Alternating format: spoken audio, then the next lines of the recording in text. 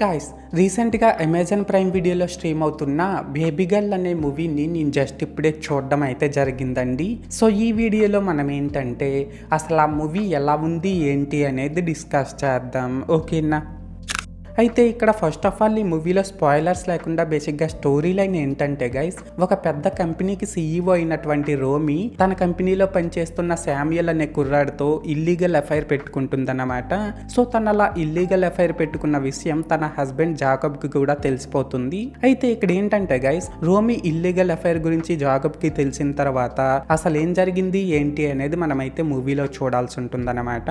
So మొత్తానికి అర్థమైంది కదా స్టోరీ లైన్ ఏంటి అనేది. అయితే ఇప్పుడు ఈ మూవీ ఎలా ఉంది అనే విషయానికి వచ్చినట్లయితే గైస్, మూవీలో హై వోల్టేజ్ అడల్ట్ కంటెంట్ ఉంది కాబట్టి ఎస్పెషల్లీ ఇది యూత్ కి అయితే బాగా నచ్చొచ్చు. అండ్ ఇప్పుడు ఈ మూవీలో నాకు కనిపించిన ప్లస్ పాయింట్స్ ఏంటంటే, ఈ మూవీలో నాకైతే పెద్దగా ప్లస్ పాయింట్స్ అయితే కనిపించలేదండి, జస్ట్ రెండే కనిపించాయి. అవి ఏంటంటే, ఇందులోని యాక్టర్స్ అందరూ బాగానే పెర్ఫార్మ్ చేశారు అండ్ సినిమాటోగ్రఫీ వర్క్ కూడా పర్లేదు, డీసెంట్ గానే ఉంది.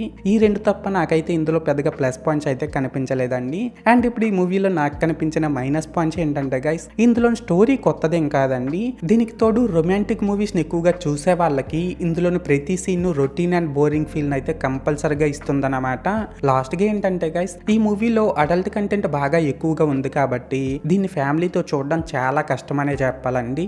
సో మొత్తానికి ఇదన్నమాట మ్యాటర్. అయితే ఇక్కడ ఓవరాల్గా ఏంటంటే గైస్, ఈ బేబీ గర్ల్ మూవీ బాగుందా బాగాలేదనేసి అంటే, నేను ముందు చెప్పినట్లు రొమాంటిక్ మూవీస్ అంటే ఇంట్రెస్ట్ ఉండే వాళ్ళకి తప్ప ఇది అందరికీ నచ్చకపోవచ్చు అన్నమాట.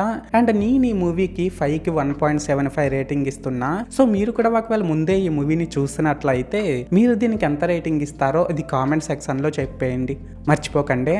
This is Lokesh signing out. జై హింద్.